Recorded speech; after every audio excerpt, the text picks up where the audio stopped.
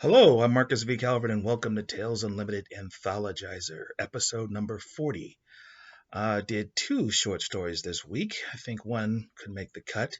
That one's called The Resistance. I kind of like it. It's like a hybrid piece, part superpowers, part mystical. There's even some aliens thrown in. Basically, near future, aliens find us and go, meat. And they invade and they smash our defense grid. They don't occupy so much as just scoop out people. They build locations and just start grabbing people. And people, once they figure out that, okay, they're not here to take the planet, they're here to turn people into snack foods and like ship them off to some distant world for consumption while everyone's running and hiding and killing each other over bunker space. And amidst it all is a witch who foresaw this invasion and warns people, and those who listened live longer than those who didn't. And a resistance is built. And basically, what they're doing is they're shuffling supplies, building bunkers, an underground, if you will, to keep people safe. So every so often, they hit a transport ship, maybe rescue some people. But in the end, it doesn't matter. These aliens pretty much run up against humans, superhumans, ultra tech. Doesn't matter. They're just too advanced. And after 11 years, they take like the population of almost 8 billion people, reduces it to 20 million people, and they leave because it's like, okay, well, they'll reproduce and we'll come back someday. They've done this on countless other worlds, and they won, basically. And so you have a resistance, though, that has actually built up a decent set of like resources, logistics, could actually rebuild the planet. It's just one little problem. The people who created the resistance are rather benign and nice, and they get killed in a coup. The bad guys now run it, and they're a-holes of the extreme caliber. And this witch, during the course of the alien occupation, there was a busload of supers headed from like one secure location to another, and the bus got knocked off the road. Everybody inside died except for 4 kids. Oh, well, 3 were supers, 1 was a human, just ended up on the bus. And she takes them in, and she raises them Professor X style. So the 3 who grow up with powers, she says, okay, here are your powers, here's how you use your powers, and here's how I'm going to add a little magic to your powers. So it's like bio-mystical stuff that you can do now. And the little girl, the youngest, who has no superhuman DNA at all, just happens to be a natural-born witch. So she takes her on as her protege and teaches her as much as she possibly can. Then she gets sick, and the older witch, the one who took them all in, their mom, in a foster parent sort of way, she dies. And this new government, which calls itself the Consortium, they're like, let's take those kids and I mean, come on, they learned the feat of like one of the last witches on Earth. They can be of use. And I'll stop there. So yeah, the resistance is probably going to make the cut. Some polishing, of course. And the other story I did this week is called Face to Face. Not so sure about this one.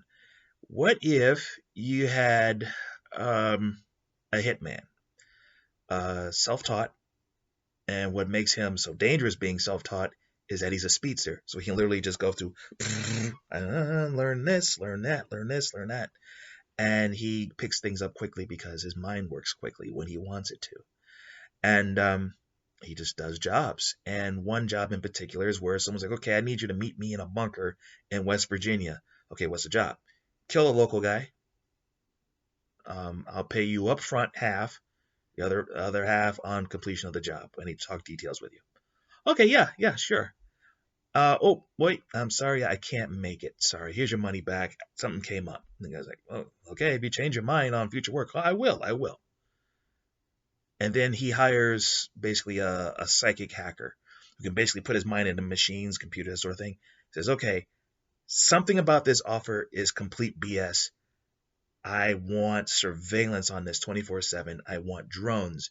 I want gun drones ready to be launched over this area. And he basically does his own recon, and he realizes what's really going on in this bunker, why he was called of all people, and why in a couple of days another group of mercs are basically going to be called in, like a large group, all supers, and it's really, really bad what's going to happen to him. It's all one big nasty operation. But I like the action. It's how basically, long story short, there's this bad guy who has this really cool power. I won't give it away. And to make it work, he needs supers. He needs supers to fight him, and he needs supers to get their butts kicked at his feet so he can turn them. And he was looking to turn a speedster. Oh, well, speedster would have been the jewel crown. And the speedster's like, I don't want to come anywhere near you. You scare me. Once he figures out who he's up against, ooh, I want nothing to do with you. And I can't quite make all the backstory threads tie the way I want to, so I may just not. But that's what I've got so far.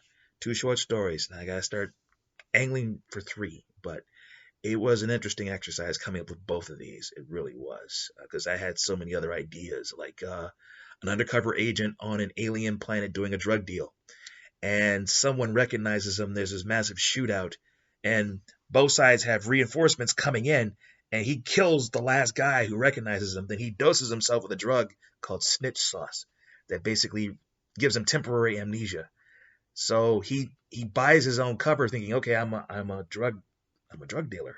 Yeah, I'm a middleman. And can he get himself out of this situation before they realize he's a cop? And I didn't feel it. And there were others. I just let them all go. There's one where you had survivors of a crash. They're on a planet where these crystalline beings were under the sands, the desert world, really hot, and they had problems with water and other resources. But basically, these things would come out, bite you, turn you, drag you under the sand, and well, either you got eaten or you clawed your way out, got away, but you slowly turned into one of them. And through it all, there was maybe like a super or two in the bunch who made it interesting. And the question is, okay, can we survive long enough for someone to come along and find us? Yada yada. And I'm just like, no. So I like the way these 2 went. And that's that. Okay, I'm Marcus V. Calvert. This is Tales Unlimited Tales Unlimited Anthologizer. Sorry, I'm sleepy. Episode 40.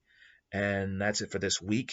Next week, Sunday, maybe Monday morning, I'll drop the next episode and see how many short stories I can spit out. Again, at least 2. And hopefully I will build and build and build. At this point, I've written 18 short stories based on the Anthologizer series. Stories I probably would not have written because I'm so busy with other stuff. So it's a good thing. I mean, if I were to go back on the ones I passed on and really polished them up, I might have been able to salvage them. But for me, a short story anthology is 25 short stories that pass muster. So I'm just going to keep on slugging, see where it goes. All right, till next time.